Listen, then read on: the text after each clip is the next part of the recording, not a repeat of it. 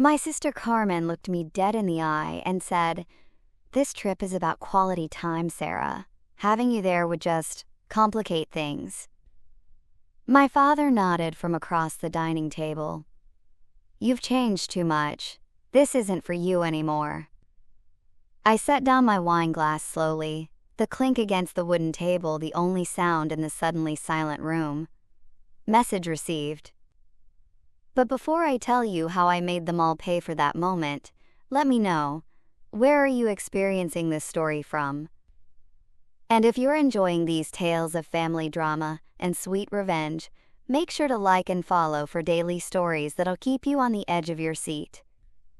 That night, I sat in my home office until 3 a.m., systematically canceling every single reservation, every prepaid excursion, every carefully planned detail of their dream vacation to Spain. Flights, hotels, train passes, restaurant bookings, all of it, gone. They wanted their perfect family trip? They could have it, just not on my dime. The whole mess started 6 months earlier, during one of our monthly family dinners in Chicago. Mom had been unusually animated, talking about how she'd always dreamed of taking the family to see Spain, Barcelona, Madrid, Seville. She painted this picture of all of us wandering through the Prado Museum, sipping sangria in small cafes, watching flamenco shows together. "The grandchildren should see Europe while they're young enough to appreciate it," she said, glancing at my sister's twin boys. Then came the pivot I should have seen coming. Carmen and her husband Miguel were still recovering from his job loss the year before. Money was tight, she explained. Mom wondered if I might be willing to help with the upfront costs, just until they could pay me back after Miguel's new position started paying better. I didn't hesitate. "Of course," I said, "whatever you need." I'd just signed a major contract with a tech startup downtown, the biggest deal of my consulting career. The money was good, really good, and doing something meaningful for my family felt right. It felt like finally being able to give back to the people who mattered most. So I paid for everything, every plane ticket, every hotel room, every museum pass, every dinner reservation at restaurants that required connections just to get a table. I even upgraded their accommodations when Mom mentioned wanting to stay somewhere memorable. This wasn't just a vacation, it was going to be the trip of a lifetime. For weeks, I watched the planning unfold in our family group chat. Carmen would send screenshots of itineraries. Mom would share photos of restaurants she wanted to try. Dad would research the best routes between cities. The excitement was infectious. I found myself daydreaming about watching the sunset from Park Güell, about teaching my niece and nephew basic Spanish phrases, about finally having one of those perfect family memories that you carry with you forever. But something felt off. As the weeks went by, I noticed the conversations always seemed to happen when I wasn't around. Details would be finalized without my input. When I'd ask about specific plans, I'd get vague responses about "still working things out" or "we'll figure it out when we get there." Then came the email that changed everything. I was in my kitchen, checking messages over morning coffee, when I saw it. The subject line read, "Barcelona hotel confirmation, Rodriguez family trip." It wasn't even addressed to me. Carmen must have forwarded it by accident. Or maybe her email auto-forwarded to me since I was the one who'd set up the booking system. I opened it with that casual curiosity you have when you're expecting to see familiar information. Instead, I felt like someone had punched me in the stomach. The reservation was for 6 people. Elena Rodriguez, Mom, Roberto Rodriguez, Dad, Carmen Rodriguez Morales, Miguel Morales, and their 2 children, Sofia and Diego. That was it. No Sarah Rodriguez. No mention of my daughter Emma or my son Jake. I read it 3 times, certain I was missing something. Maybe this was just one hotel, and there was another reservation for me and my kids. Maybe this was an error. Maybe there was an explanation that would make this make sense. But deep down, I already knew the truth. I spent the rest of that morning going through my credit card statements, cross-referencing every charge with the information in that email. Every single reservation, every booking, every prepaid experience, None of them included me or my children. They had planned this entire trip, this perfect family vacation that I had funded, without us. 3 months of excitement, 3 months of looking forward to creating memories with my family, 3 months of believing I was part of something special. All of it built on a lie. I didn't confront them immediately. I waited for our next family dinner, wondering if someone would mention the oversight, if someone would ask about my travel preferences, if someone would realize their mistake. Instead, I sat through 2 hours of them discussing Spanish phrases, debating whether to pack light or bring extra luggage, and arguing about which museums were worth the entry fees. Finally, I couldn't take it anymore. I brought up Spain casually, mentioning how beautiful Barcelona must be in October. The silence that fell over the table was deafening. That's when Carmen delivered her verdict. I would complicate things. That's when Dad added his assessment. I had changed too much. That's when I realized that in their minds, I wasn't family anymore. I was just the bank account that made their dreams possible. Not one person at that table spoke up for me. Not one person suggested that maybe, just maybe, excluding the person who paid for the entire trip was wrong. They had all agreed, all decided, all chosen each other over me. So I made my choice too. The next morning, I got to work. I started with the flights. American Airlines, customer service, 6:47 a.m. Chicago time. Yes, I need to cancel the reservation under Rodriguez. All 6 passengers. The representative was helpful, professional. No questions about why someone would cancel a $4,800 flight booking just 2 weeks before departure. Within 15 minutes, it was done. The hotels came next. The boutique place in Barcelona's Gothic quarter that Mom had fallen in love with from the photos. The luxury resort in Seville with the rooftop pool. The historic Parador in Madrid that Dad insisted was the only authentic way to experience Spain. Each cancellation felt like pulling a thread, watching their perfect tapestry unravel one reservation at a time. By noon, I had methodically dismantled 3 months of planning. Every museum pass, every flamenco show, every wine tasting in Rioja, every cooking class in Valencia, gone. I even canceled the private driver they'd booked for their day trip to Toledo, the one Carmen had been most excited about because she wanted to practice her college Spanish with a local. But I wasn't finished. I called the travel insurance company and canceled the policies. I contacted the mobile phone carrier and suspended the international data plans I'd set up for them. I even reached out to the restaurant in Barcelona, where Mom had made reservations for their first night, the one that required a 6-month wait list and a personal referral. I politely explained that the Rodriguez party would no longer be dining there on October 15th. The beauty of it all was that everything was still in my name. Every booking, every confirmation number, every payment method. They hadn't bothered to transfer anything because, in their minds, I was just the funding mechanism. They never imagined I might actually use that power. As I worked through my list, I felt a strange calm settling over me. For the first time in months, maybe years, I wasn't trying to make everyone else happy. I wasn't bending over backward to accommodate their needs, their schedules, their preferences. I was simply undoing what they had built on my foundation without my consent. Around 2 p.m., I took a break and made lunch for Emma and Jake. They were both home from school with a mild cold, sprawled across the living room couch watching Netflix. Emma, my 13-year-old, looked up from her phone as I brought them grilled cheese sandwiches. "Mom, are we still going to Spain with Grandma and Grandpa next week?" I paused, the plate halfway to the coffee table. In all my focus on revenge, I hadn't considered how to explain this to my children. They'd been excited about the trip too, practicing Spanish phrases with Emma's tutor, researching the best churros in Madrid, planning what souvenirs to bring back for their friends. "There's been a change of plans, sweetheart," I said carefully. "It looks like it's going to be just the adults this time." Jake, my 10-year-old, frowned. "But Aunt Carmen's kids are going. Sophia told me she already packed her suitcase." The knife twisted a little deeper. Sophia and Diego, Carmen's twins, were going. My children weren't. The distinction couldn't have been clearer. Sometimes these things happen, I said, forcing my voice to stay level. But I was thinking we could plan our own adventure instead. Maybe that trip to Wisconsin Dells you've been asking about? Their disappointment was visible, but they were good kids.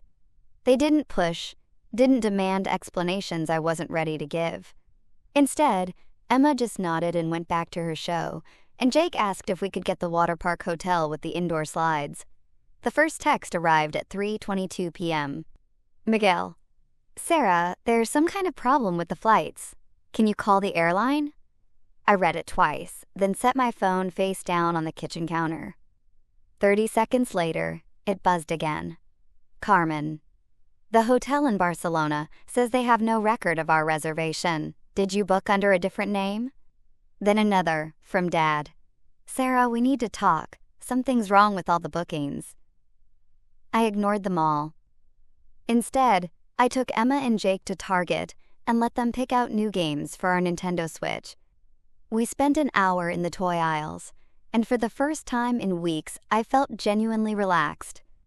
No family drama, no careful navigation of everyone else's feelings, no walking on eggshells to keep the peace. By evening, my phone had 17 missed calls and 43 unread messages. The family group chat, usually a few messages a day, had exploded into a constant stream of panic and confusion. Mom, Sarah, please call me. We're at the airport and they're saying our tickets were canceled. Carmen, this has to be a mistake. The trip is tomorrow. Tomorrow. Miguel, I called the credit card company. They said all the charges were reversed by the primary cardholder. Dad, Sarah Elizabeth Rodriguez, you call me right now. I read through them all while sitting in my bathtub, a glass of wine balanced on the edge. The progression from confusion to realization to anger was almost artistic. By message 30, they'd figured out exactly what had happened. By message 40, the threat started. Carmen, you're being psychotic. These kids have been looking forward to this for months. Mom, how could you do this to your own family? Miguel, this is financial abuse. You can't just steal money like this. Dad, you've gone too far this time. Way too far. That last one made me laugh out loud. Too far? I'd paid for every cent of their vacation, been excluded from every moment of it, been told I was too different to be part of their family, and now I'd gone too far. I finished my wine, dried off, and got dressed. Then I sat down at my laptop and composed a single response to the group chat. I hope you all have a wonderful time in Spain. Oh wait, you told me I'd complicate things by being there. I guess I complicated things by paying for it too. Funny how that works. I hit send and immediately muted the conversation. The next 24 hours were surreal. I knew they were supposed to be boarding their flight to Barcelona at 7:45 p.m. on Tuesday. Instead, I imagined them standing at O'Hare International Airport, probably at the American Airlines counter, probably causing a scene as they tried to understand how a fully paid, confirmed trip could simply vanish. I pictured Carmen's face when the gate agent explained that yes, the tickets had been canceled, and no, there was nothing they could do about it. I imagined Miguel trying to book new flights on the spot, only to discover that last-minute tickets to Spain would cost more than his monthly salary. I visualized my parents, Elena and Roberto Rodriguez, sitting in those uncomfortable airport chairs, finally understanding that their daughter, the one they'd called too different, had more power in this situation than they'd realized. Wednesday morning, I took Emma and Jake to school like it was any other day. Emma asked if Aunt Carmen was in Spain yet, and I told her there had been some last-minute complications with travel. It wasn't exactly a lie. When I got home, there were 6 voicemails waiting. I didn't listen to any of them. Instead, I made myself coffee, opened my laptop, and started researching family vacation packages to Orlando. If Emma and Jake were going to miss out on Spain, I was going to make sure they got something even better. Something that was actually planned for them, not to spite them. The irony wasn't lost on me. For the first time in years, I was planning a family trip that my family would actually be invited to. Around noon, my doorbell rang. Through the peephole, I could see Carmen standing on my front porch, looking tired and defeated. She was supposed to be sipping sangria in Barcelona's Plaza Real right now. Instead, she was on my doorstep in Chicago, probably trying to figure out how to salvage what was left of their dream vacation.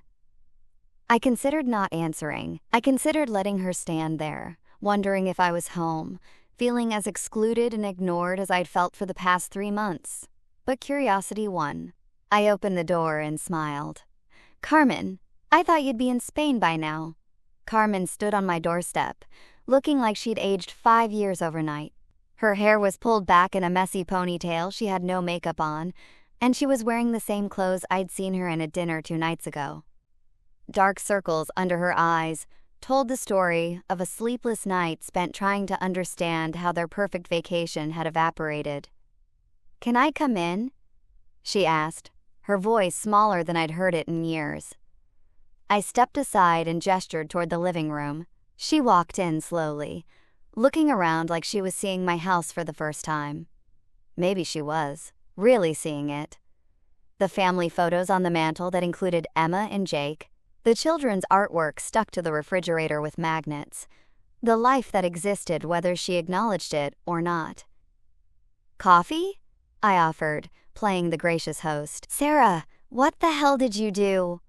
The words came out in a rush, like she'd been holding them back since she rang the doorbell. I poured myself a cup from the pot I'd made earlier, taking my time with cream and sugar. "I'm not sure what you mean." "Don't." She held up a hand. "Don't play games with me." "We spent 12 hours at the airport yesterday." 12 hours, Sarah. "The kids were crying. Mom had a panic attack. Do you understand what you've done?" I settled into my favorite armchair, cradling my coffee mug. "I understand exactly what I've done. The question is, do you understand what you did?" Carmen sat heavily on the couch across from me. "This is about the dinner conversation, isn't it? Look, maybe we could have handled that better, but..." "Could have handled it better?" I set my mug down carefully. "Carmen, you planned an entire vacation with my money and didn't include me or my children. Not, quote, handled it better. You excluded us completely." "It wasn't like that." "Then what was it like? Explain to me how booking a family trip for everyone except me and my kids wasn't exactly like that." She was quiet for a long moment, staring at her hands.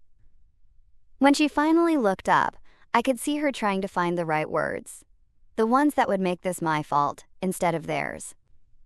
"You've been different lately," she said finally.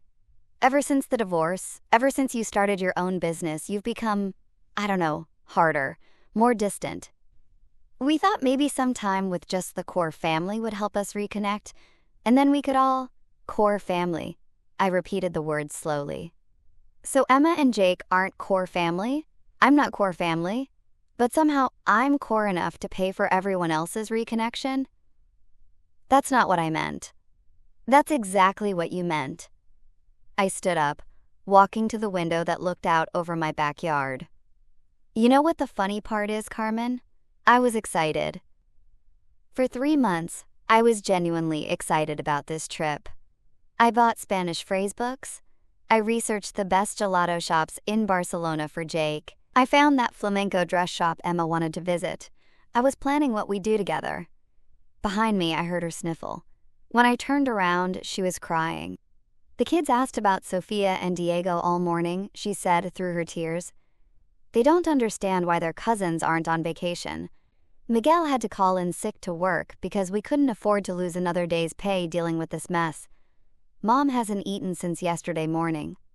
"And whose fault is that?" "Yours," the word exploded out of her. "It's your fault, Sarah. You're the one who canceled everything. You're the one who left us stranded at the airport. You're the one who humiliated us in front of everyone."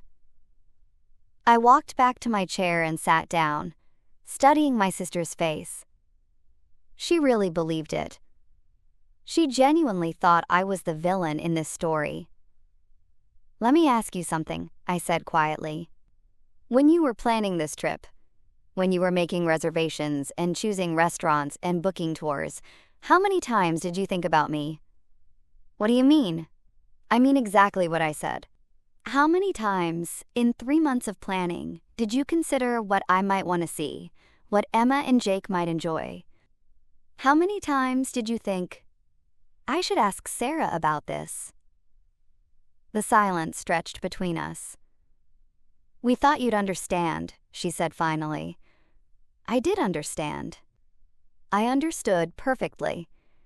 You wanted my money, not my family. You got one, but not the other. Carmen wiped her eyes with her sleeve. So what now? You've made your point. You've punished us. Can we fix this? Fix what exactly? The trip. The reservations. Everything you canceled. Miguel found some flights for next week, but they're expensive. And we'd need to rebook the hotels, and most of them are full now, but maybe if you called and explained that it was a mistake. I stared at her. You think I'm gonna pay for you to go on vacation without me again? Not without you. You could come too if you want. I mean, if you really want to. If I really want to. I repeated her words, tasting the condescension in them. Carmen, do you hear yourself? You're sitting in my living room, asking me to fund another trip that you'll graciously allow me to attend if I really want to. That's exactly what you're doing. You still don't get it. You still think this is about me being dramatic or petty. You still think you can manage me like a child throwing a tantrum. She leaned forward, switching tactics. Think about the kids, Sarah. Sophia and Diego have been practicing Spanish for months. They've never been to Europe. Are you really going to punish them for something the adults did? It was a good move, I had to give her credit. The children card was always effective with me. But not today. The same way you punished Emma and Jake for something they didn't do? That's different. How is it different? She opened her mouth, then closed it. Because there was no good answer to that question, and we both knew it. What do you want? She asked finally. What will it take to fix this? I considered the question. What did I want? An apology would be nice, but I knew it wouldn't be sincere. An acknowledgement of what they'd done wrong would be progress, but I wasn't holding my breath. What I really wanted was something they couldn't give me. The feeling of being truly welcomed in my own family, instead of just tolerated and used. I want you to leave, I said. Sarah, I want you to go home, Carmen. I want you to explain to Miguel and the kids that actions have consequences. I want you to tell Mom and Dad that being, quote, too different apparently includes being too different to fund their lifestyle. She stood up slowly. You're really going to do this? You're really going to destroy our family over one dinner conversation? I didn't destroy anything. I just stopped pretending it was already built. At the door, she turned back one more time. Mom wants to talk to you. I'm sure she does. She's really upset, Sarah. She keeps saying she doesn't understand what happened to her daughter. I smiled, but there was no warmth in it. Tell her I'm still exactly who I've always been. I just stopped paying for the privilege of being ignored. After Carmen left, I sat in my quiet house for a long time. No family drama buzzing on my phone. No careful navigation of everyone else's feelings. No wondering what I'd done wrong or how I could fix it. For the first time in years, I felt completely at peace. That evening, I took Emma and Jake out for pizza. We sat in a booth at their favorite place, and they told me about their day at school. Emma had aced her history test. Jake had scored his first goal in soccer. Normal, everyday victories that had nothing to do with family politics or emotional manipulation. Mom, Emma said as we waited for our order, are you okay? You seem different today. Different how? I don't know. Happier, I think. Jake nodded through a mouthful of breadstick. Yeah, you're not checking your phone every 5 seconds. Out of the mouths of babes. I had been happier.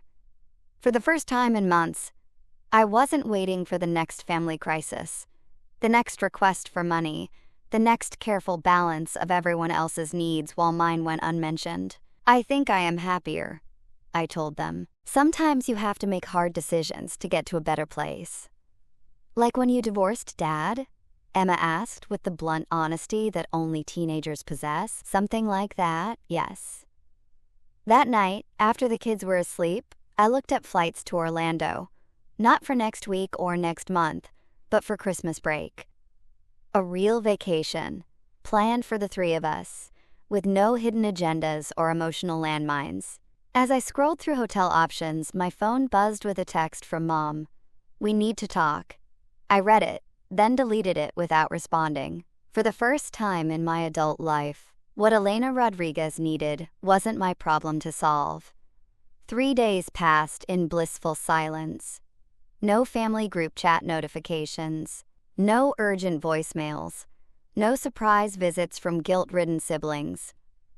I started to think maybe they'd finally gotten the message. I should have known better. Thursday afternoon, I was working from home when I heard a car door slam in my driveway. Through my office window, I saw Mom's silver Honda Accord, the one Dad had bought her for their anniversary last year. She sat behind the wheel for a full minute, probably rehearsing whatever speech she'd prepared for this moment. Elena Rodriguez stepped out of the car like she was approaching a business meeting. Hair perfectly styled, lipstick freshly applied, wearing the navy blue dress she reserved for important occasions. This wasn't going to be a casual mother-daughter chat. This was a strategic intervention. I watched her walk up my front path, noting the purposeful stride, the squared shoulders. She'd come to win. The doorbell rang precisely once. No impatient follow-up rings, no knocking, just one measured chime, followed by silence. I waited 30 seconds before answering, just to establish that this was happening on my timeline, not hers. "Sarah, Mija." She smiled when I opened the door, but it was her diplomatic smile, the one she used with difficult clients at the real estate office. "Can we talk?" I stepped aside and let her in. She walked straight to my living room and settled onto the couch like she owned it, smoothing her dress carefully. Everything about her posture screamed control and authority, the matriarch coming to set her wayward daughter straight. "How are Emma and Jake?" she asked, beginning with safe territory. "They're fine. At school." "Good, good." It's important that children maintain their routines during difficult times. I sat across from her and waited. Elena Rodriguez hadn't driven 40 minutes across Chicago to discuss my children's school schedules. "Sarah, I'm worried about you." There it was, the opening gambit. Not "I'm sorry." Not "we made a mistake." "I'm worried about you." Already I was the problem that needed fixing. "You don't need to worry about me, Mom." "But I do worry. What you did at the airport. What you did to your own family. That's not the daughter I raised." "You're right. The daughter you raised would have paid for the trip, smiled when you excluded her, and probably sent you postcards from Chicago while you were in Barcelona." Her smile faltered slightly. "Is that really what you think happened?" "That's exactly what happened." She leaned forward, switching to her concerned mother voice. "Mija, sometimes when we're going through stressful periods in our lives, we can misinterpret situations. The divorce was hard on you. Starting your own business has been challenging." "Don't," I held up a hand. "Don't you dare try to diagnose me. I'm not misinterpreting anything. You planned a family vacation with my money and excluded my family. Those are facts, not feelings. It wasn't like that. Then explain to me what it was like." She sighed, as if dealing with an unreasonable child. We hoped, that maybe some time with the original family unit would help us reconnect. Your father and I, Carmen and Miguel, the grandchildren we see most often. Sometimes smaller groups create more intimate bonding opportunities. The grandchildren you see most often. I repeated her words slowly. "You mean Sophia and Diego?" The grandchildren who live 20 minutes away. Not Emma and Jake, who live 40 minutes away. Distance makes things complicated. But my credit card works just fine from any distance, right? She was quiet for a moment, recalibrating her approach. When she spoke again, her voice had shifted to something softer, more vulnerable. Sarah, I'm 71 years old. Your father is 74. We don't have unlimited time left to create memories with our family. When we planned this trip, we were thinking about legacy, about giving the grandchildren experiences they'd remember forever. It was masterfully done. The age card, the legacy angle, the implication that I was somehow robbing my elderly parents of precious final moments. If I'd been the old Sarah, it would have worked. And Emma and Jake? What about their memories? Of course we want them to have wonderful memories too. That's why we thought maybe next time. I laughed, but there was no humor in it. There's always a next time with you, isn't there? Next time we'll include Sarah. Next time we'll remember her kids. Next time we'll treat her like family instead of an ATM. That's not fair. What's not fair is asking me to fund a vacation I'm not invited to. What's not fair is telling me I'm too different for your family while keeping my bank account close enough to touch. What's not fair is sitting in my living room right now, trying to manipulate me into paying for another trip that you'll graciously allow me to attend if I behave myself. Her mask slipped completely. We never said you couldn't come. You said I'd ruin it by being there. Your exact words were that having me there would complicate things. In the moment, we were frustrated. In the moment, you told me the truth. Everything else is just damage control. She stood up and walked to my mantel, studying the family photos displayed there. Pictures of Emma and Jake at various ages, school portraits and vacation snapshots, birthday parties and soccer games, a whole life documented in frames. You've built a beautiful life here, she said quietly. But you're part of a bigger family too. We're all part of something larger than ourselves. Are we? Because it feels like Emma, Jake, and I are very much on the outside of that larger something. She turned back to me, and for the first time since she'd arrived, her expression looked genuinely pained. We love you, Sarah. We love Emma and Jake. You have to know that. I know you love the idea of us. I know you love us when it's convenient, when we're useful, when we don't ask for too much or expect too much. But love isn't just a feeling, Mom. It's actions. It's choices. It's remembering to include people in the plans you make with their money. So what do you want? What will it take to fix this? Everyone kept asking me that question, as if there was some magic combination of words or gestures that would reset everything back to the way it was. They didn't understand that I didn't want things back the way they were. The way things were had brought us here. I want you to stop pretending I'm the problem, I said. I want you to stop acting like what you did was reasonable, or understandable, or somehow my fault. I want you to acknowledge that you used me. We didn't use you. Then what would you call it? She was quiet for a long time, looking everywhere except at me. Finally, she said, We made a mistake. What mistake? We should have talked to you about the family dynamics before making the reservations. It was progress. Barely. She still couldn't bring herself to say they'd excluded me, just that they should have talked to me first, as if the problem was a communication issue rather than a fundamental lack of respect.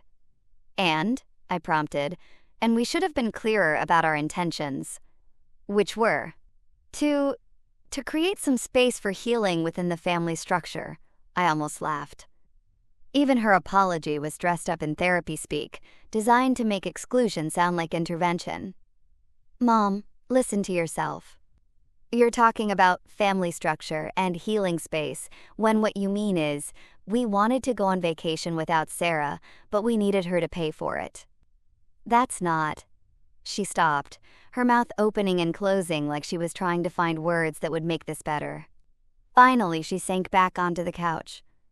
I don't know what you want me to say. I want you to say what you mean. I want you to stop hiding behind euphemisms and psychology and just be honest about what happened. Fine.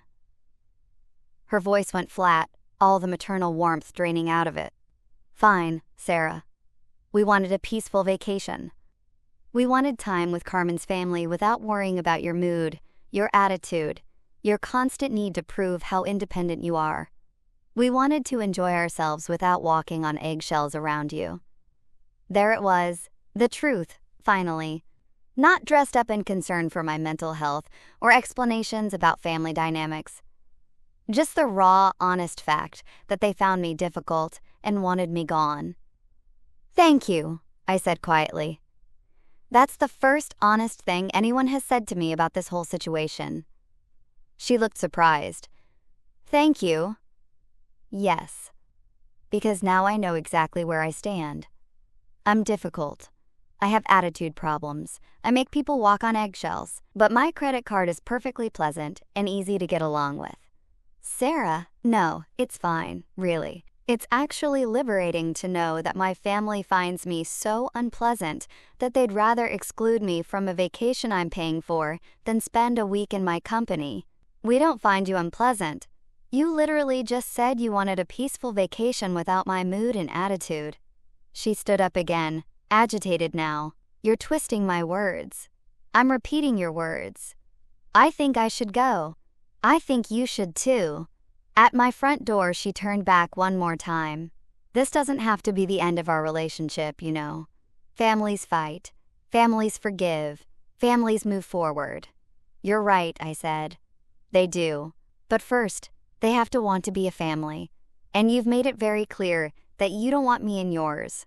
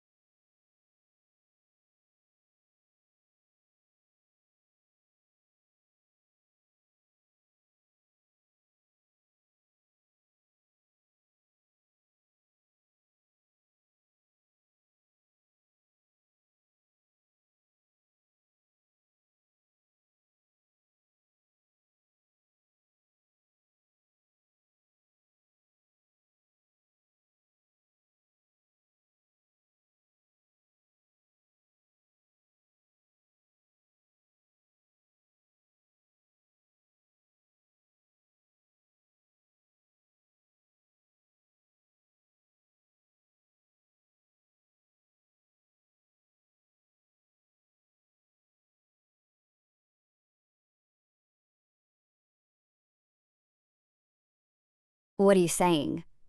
I'm saying that if you show up at another one of her games, I'll ask the league coordinator to have you removed. Emma doesn't deserve to have her soccer season turned into a battleground for adult problems. You can't keep me away from my granddaughter. Watch me. I hung up and immediately blocked her number again. 2 days later, Isabella called with an update that made my blood boil. Sarah, I just got off the phone with Aunt Patricia. She said Elena is telling people you threatened her. I told her to stop using Emma's soccer games to stage interventions with other parents. That's not how she's telling it. She's saying you called her screaming, that you threatened to have her arrested if she tries to see Emma, that you're completely out of control. I closed my eyes and counted to 10. Of course she is. But here's the thing. I talked to my friend Lisa, whose daughter plays on Emma's team. She said Elena has been coming to games and talking to parents about you, saying you're having a breakdown and keeping her away from her grandchildren for no reason. She's been quite the topic of conversation apparently. Great. But Sarah, Lisa said the other parents weren't buying it. She said Elena seemed a little obsessive. Like, she was trying too hard to get sympathy. And when Lisa asked her directly what had happened between you two, Elena couldn't give a straight answer. Just kept saying you'd changed and become difficult. That was something, at least. The public performance hadn't been as effective as Elena had hoped. Lisa also said Elena stopped coming to games after that phone call you made. So whatever you said, it worked. It had worked, but I knew this was just the latest tactic in a long campaign. They'd try something else soon enough. I was right. The next attack came through Jake's school. I got a call from his teacher, Mrs. Peterson, asking if I could come in for a conference. Is Jake having problems? I asked, immediately concerned.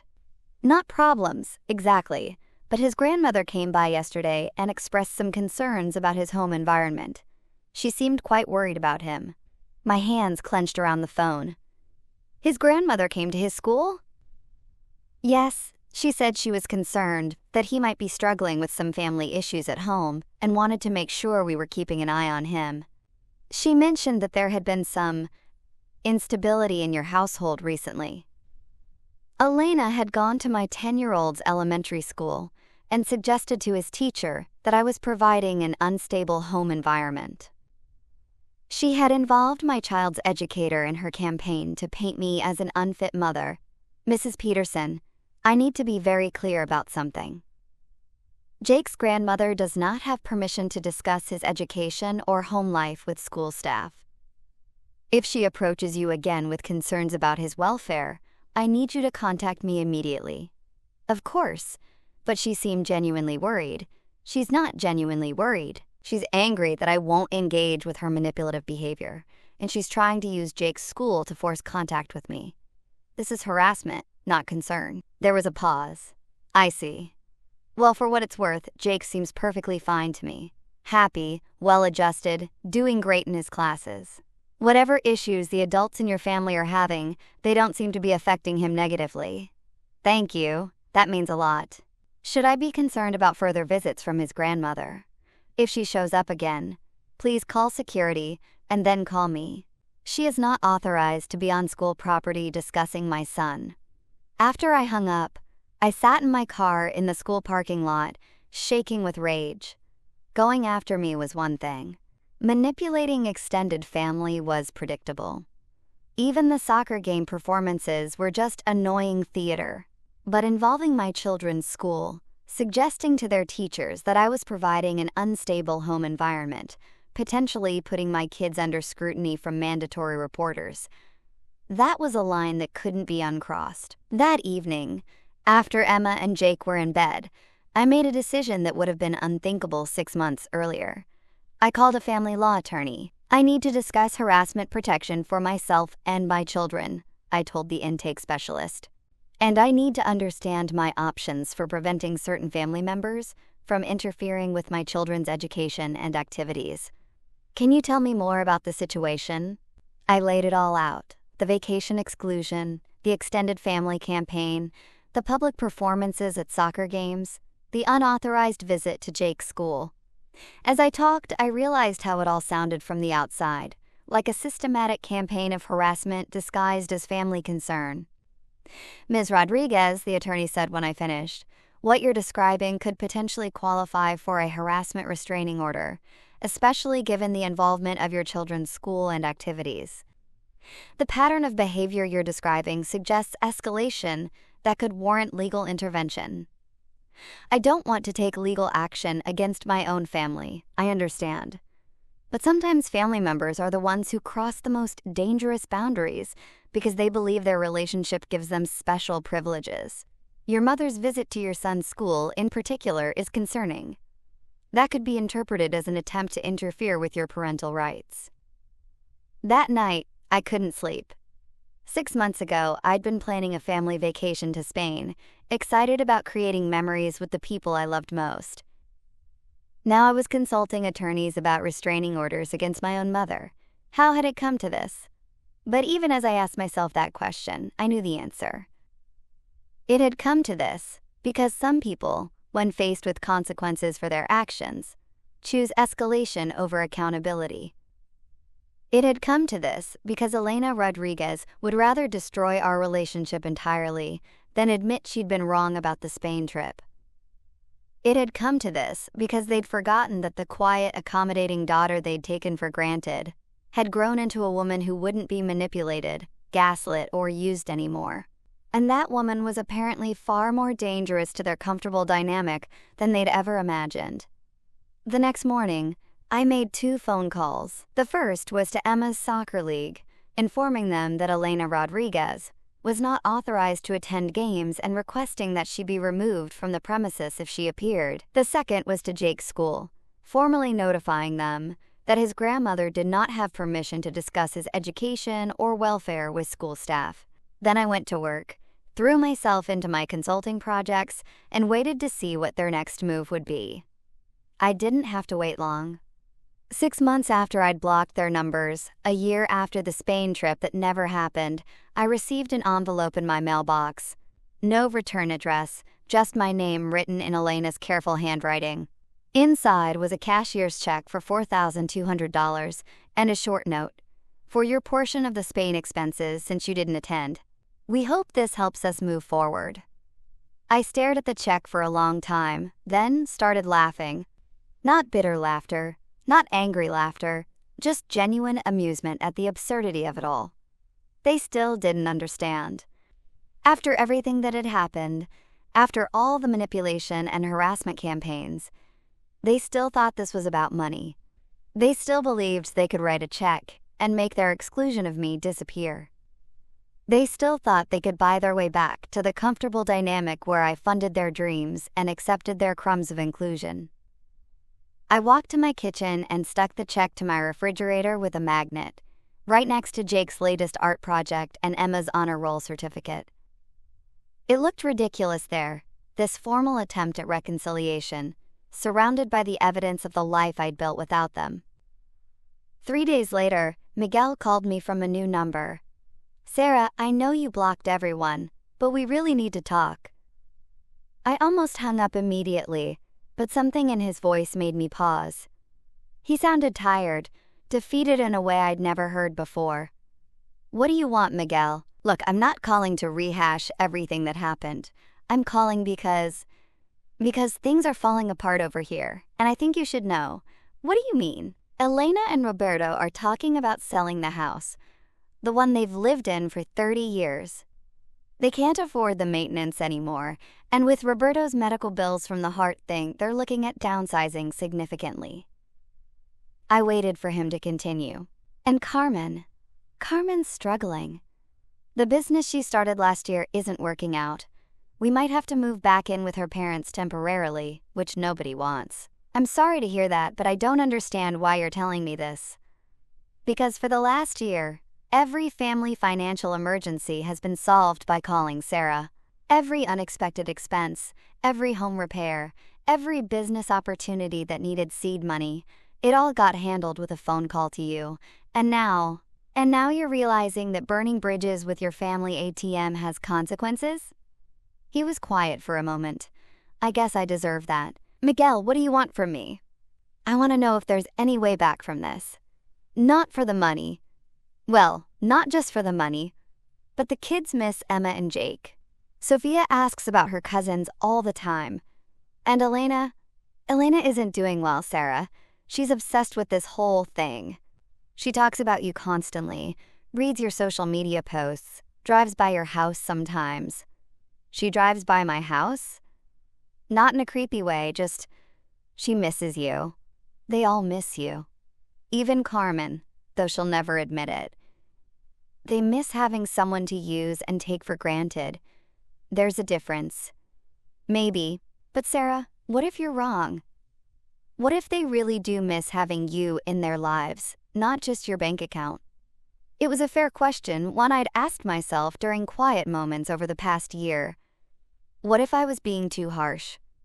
What if they really had learned their lesson? What if family forgiveness was more important than personal boundaries? Miguel, let me ask you something. In the year since this all started, how many of them have actually apologized? Really apologized, not just said they were sorry I was hurt, but acknowledged what they did wrong? Silence. How many of them have taken responsibility for excluding me from a trip I paid for? How many have admitted that calling my relatives to suggest I was having a breakdown was inappropriate? How many have acknowledged that going to my son's school was completely out of line? They're proud, Sarah. You know how this family is with admitting mistakes. Then they can be proud without me. I'm not interested in relationships where I have to pretend to forget how people treated me just to keep the peace. So that's it? You're really done with all of us? I looked around my kitchen, at the life I'd built in the year since I'd stopped managing everyone else's emotions. School photos of Emma and Jake smiling genuinely, not performing for extended family gatherings. My calendar on the wall, filled with activities we'd chosen, places we wanted to visit, friends who appreciated us for who we were rather than what we could provide. I'm done with the version of family that requires me to accept being treated poorly in exchange for belonging. If they want a different kind of relationship, they know where to find me. And if they don't change, then I've learned something valuable about what they really think of me, and I can move forward accordingly. After Miguel hung up, I sat in my quiet house and thought about the past year. There had been difficult moments, certainly. Holidays felt strange without the familiar chaos of extended family gatherings. Emma and Jake sometimes asked about their cousins, their grandparents, the uncle who used to teach them card tricks. But there had been so much more peace, so much more authentic joy, so much more energy for the people who actually wanted us around, not just what we could do for them. That weekend, Emma had a friend over for a sleepover. As I listened to them laughing in the living room, making friendship bracelets and planning their future careers as marine biologists, I realized something profound. My children were learning what healthy relationships looked like. They were seeing that love doesn't require accepting mistreatment, that boundaries aren't mean-spirited but necessary, that sometimes walking away is the kindest thing you can do for everyone involved. Emma's friend Madison made an observation that stayed with me. "Your mom is so chill," she told Emma as I drove them to the movies the next day. "Like, she doesn't seem stressed all the time like most parents." Emma considered this. "Yeah, she's been way more relaxed this year. She used to be on her phone a lot dealing with family stuff, but now she just isn't." From the driver's seat, I smiled. Out of the mouths of 13-year-olds. That evening, after Madison went home, Emma asked me the question I'd been expecting for months. "Mom, are we ever going to see Grandma Elena and Grandpa Roberto again?" I pulled her down next to me on the couch. "I don't know, honey. That depends on whether they decide they want a relationship with us badly enough to change how they treat us. Do you think they will? I hope so. But if they don't, that's their choice, not ours." "Are you sad about it?" I considered the question carefully. I'm sad about the family I thought we had. I'm sad that it turned out to be different than I believed. But I'm not sad about the life we have now. Are you? Emma thought about it. "No, I'm not sad either. It's quieter, but it's a good quiet. Like, peaceful quiet instead of everyone walking on eggshells quiet. Jake, who'd been pretending to focus on his video game while eavesdropping on our conversation, piped up from the floor. Plus, we got to go to Disney World at Christmas instead of sitting through another boring family dinner where everyone argues. He had a point. With the money I would have typically spent on family gifts, family dinners, family emergencies, and family vacations that excluded us, we'd taken an amazing trip to Orlando over winter break. Just the three of us. No performance required. No careful navigation of other people's feelings. No wondering if we were really wanted or just tolerated. It had been the best vacation of my life. 2 weeks after Miguel's call, I ran into Carmen at Target. Not one of her staged encounters at my usual grocery store, but a genuine coincidence in the home goods section. We both stopped when we saw each other, uncertain of the protocol for accidental meetings between estranged family members. "Sarah," she said quietly. "Carmen." She looked tired, older than her 35 years. The confident, judgmental sister who'd told me I'd complicate their Spain trip seemed diminished somehow. "How are Emma and Jake?" "They're good. Really good, actually. That's good to hear." She shifted her weight nervously. "Miguel said he talked to you." "He did. Did he tell you about Mom and Dad selling the house?" "He mentioned it." She nodded, looking down at her shopping cart, filled with generic brands and clearance items. The Carmen I'd grown up with had been a name-brand snob, someone who'd rather do without than buy store-brand anything. "Sarah, She stopped, started again. "I know things got really messed up between us." I waited. "I keep thinking about that dinner, when we told you about the trip. I keep replaying it in my head, wondering if we could have handled it differently." "And what conclusion have you reached?" "That we were assholes." The admission seemed to surprise her as much as it surprised me. "That we took you for granted and treated you like a bank account instead of a sister." It was the first real acknowledgement I'd heard from any of them, the first admission that didn't come with qualifications or excuses or attempts to make me share the blame. "Thank you for saying that. Does it change anything?" I looked at my sister, really looked at her. She seemed genuinely remorseful, genuinely sorry for what had happened. But beneath the apology, I could see the expectation, the hope that this moment of accountability would be enough to reset everything, to bring me back into the fold, to restore the comfortable dynamic where my resources were available for their emergencies. "Carmen, do you know why I've stayed away this whole year?" "Because we hurt you." That's part of it. But the bigger part is that I realized I was tired of being a supporting character in everyone else's story. I was tired of my value to this family being measured entirely by what I could provide instead of who I am. It wasn't like that. It was exactly like that. When's the last time anyone in this family called me just to see how I was doing? When's the last time anyone remembered my birthday without Facebook reminding them? When's the last time anyone asked about my work, my goals, my dreams, anything about my life that didn't relate to how it could benefit everyone else? She was quiet, thinking. "I can't remember," she said finally. "Neither can I. And that's the problem. You don't miss me, Carmen. You miss what I did for everyone. There's a difference." That's not true, isn't it? Because the first thing Miguel mentioned when he called wasn't how much he missed our conversations or how the family gatherings weren't the same without my laugh. The first thing he mentioned was financial problems and everyone needing help with expenses. Her face crumpled slightly. "We do miss you, the real you." "Then prove it. Have a relationship with me that doesn't involve asking for anything. No loans, no emergency funding, no help with down payments or medical bills or home repairs. Just be my sister, not my financial advisor's worst nightmare." And if we did that, if we could prove that we want you around for you, not your money, then maybe we could start over. But Carmen, I'm not the same person I was a year ago.